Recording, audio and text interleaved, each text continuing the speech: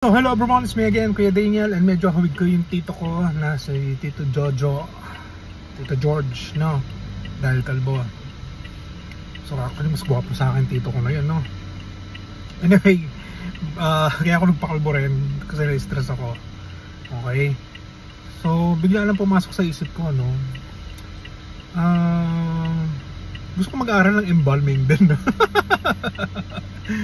And alam nyo kasi dito sa Pilipinas medyo kulang ang embalmer natin, and malaki ang sahod nito sa ibang bansa. So based on pag search ko na yan dito sa Pilipinas, 20 to 30,000 per month ang kinikita niyan dito.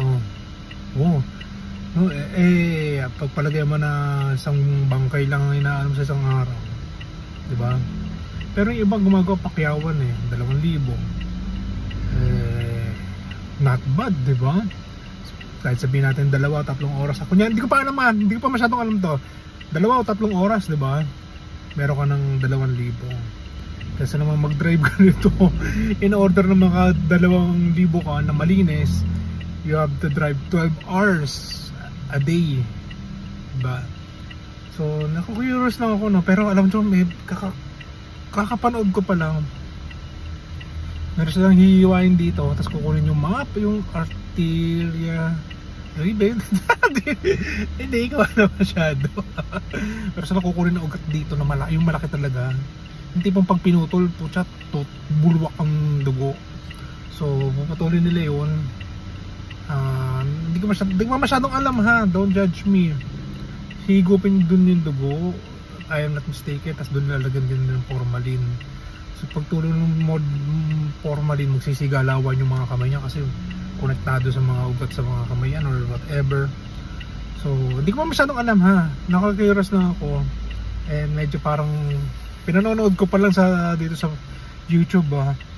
Medyo naaning na ako, no. What more kung nagano pa pala ako, no, nagpulis ako tapos napunta ako sa Soko, yung ikaw yung mag-autopsy nung patay ko, ano yung kinamatay nung taong nakita nyo, di ba?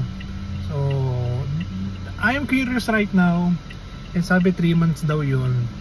Actually hindi pa ako meron akong nakita sa ano daw, sa GR Neta, malapit lang naman yan sa bahay namin.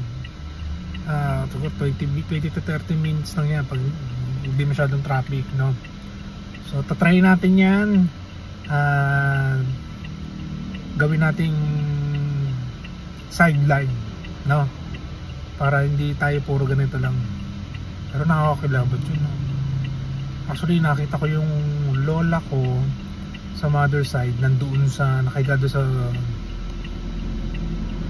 hindi ko alam kung higaan ng mga ina-embalsa mo. Hindi siya pinakita sa amin ng buo, pinasilip lang. So, nakita namin yung lola namin nakahiga. So let's see, in the near future. At sana gumanda yung biyahe. After 1 oras na ako nag-aantay, wala pa rin.